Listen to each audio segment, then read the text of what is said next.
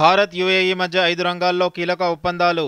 ఇరు దేశాల మధ్య ఆర్థిక, వాణిజ్య భాగస్వామ్యానికి బలం చేకూరుస్తుందన్న విదేశాంగ శాఖ. క్యాన్సర్ ఔషధాలు, స్నాక్స్పై వస్తు సేవల పన్ను తగ్గింపునకు జీఎస్టీ కౌన్సిల్ నిర్ణయం. విశ్వవిద్యాలయాల అభివృద్ధి గ్రాంట్లపై జీఎస్టీ తగ్గింపును స్వాగతించిన ధర్మేంద్ర ప్రధాన్. ముచ్చర్లలో గ్రీన్ ఫార్మాసిటీ అభివృద్ధి ప్రక్రియను వేగవంతం చేయనున్న రాష్ట్ర ప్రభుత్వం.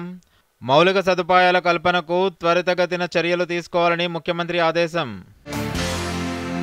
వరద బాధితులకు 16,500 రూపాయల నష్టపరిహారం. జరిగిన నష్టం చూసి ఆర్థిక సాయం పంచామన్న మంత్రి పొంగులేటి శ్రీనివాసరెడ్డి. ఈ నెల 11న రాష్ట్రానికి రానున్న కేంద్ర బృందం వరద ప్రభావిత ప్రాంతాల్లో పర్యటించి వరద నష్టంపై అంచనా. కరీంనగర్ జిల్లా ఆసుపత్రిలో మంత్రి పొన్నం ప్రభాకర్ సమీక్ష. పూర్తి మౌలిక సదుపాయాలు కల్పించాలని అధికారులకు ఆదేశం. పార్టీ ఫిరాయింపు ఎమ్మెల్యేకు పీఏసీ చైర్మన్ ఇవ్వడాన్ని తప్పుపట్టిన కేటీఆర్. ప్రధాన ప్రతిపక్షానికి పీఏసీ చైర్మన్ హోదా ఇవ్వాలని డిమాండ్. ప్రజాభవన్లో నేటి ప్రజావాణి రద్దు. బుధవారానికి వాయిదా వేసినట్లు అధికారులు వెల్లడి. ప్రజాభవన్లో నేడు 16వ ఆర్థిక సంఘం సమావేశం. కేంద్ర ఆర్థిక సంఘం బృందంతో భేటీ కానున్న ముఖ్యమంత్రి, డిప్యూటీ సీఎం, ఆర్థిక శాఖ అధికారులు. 4 కోట్ల యూపీఐ మోసాన్ని ఛేదించిన సైబరాబాద్ పోలీసులు. 13 మంది ముఠా అరెస్ట్. 1,72,00,000 నగదు స్వాధీనం.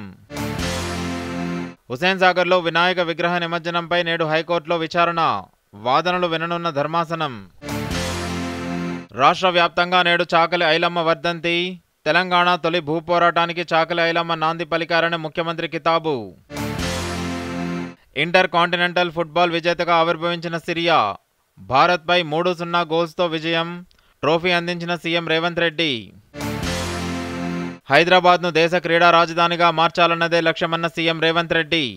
పలు అంతర్జాతీయ టోర్నీలు నిర్వహించేందుకు సిద్ధమని ప్రకటన. అధికార భాషా పార్లమెంటరీ కమిటీ చైర్మన్గా మరోసారి ఎన్నికైన అమిత్ షా. ప్రభుత్వ వ్యవస్థలన్నీ భారతీయ భాషల్లోనే పనిచేయాలని కేంద్ర హోంమంత్రి ఆకాంక్ష. రైతులకు ఆధార్ తరహా విశిష్ట గుర్తింపు సంఖ్య ఇవ్వనున్న కేంద్ర ప్రభుత్వం. అక్టోబర్ నుంచి ప్రారంభించాలనే నిర్ణయం. జర్మనీలో 2 రోజుల పాటు భారత విదేశాంగ శాఖ మంత్రి జయశంకర్ పర్యటన. ఇరు దేశాల మధ్య ద్వైపాక్షిక సంబంధాల స్వరూపాన్ని సమీక్షించే లక్ష్యంతో టూర్. రష్యాలో జరగనున్న బ్రిక్స్ సమావేశాలకు హాజరు కానున్న జాతీయ భద్రతా సలహాదారు అజిత్ దోవల్. పలు దేశాల ప్రతినిధులతోనూ చర్చలు జరిపే అవకాశం. భారత్లో తొలి మంకీపాక్స్ కేసు నమోదు. అప్రమత్తంగా ఉండాలని రాష్ట్రాలకు కేంద్ర ఆరోగ్య శాఖ సూచన. ఐఫోన్ 16వ సిరీస్ను విడుదల చేసిన యాపిల్. ఆర్టిఫిషియల్ ఇంటెలిజెన్స్ ఫీచర్లతో శక్తివంతంగా తయారైన ఐఫోన్ 16.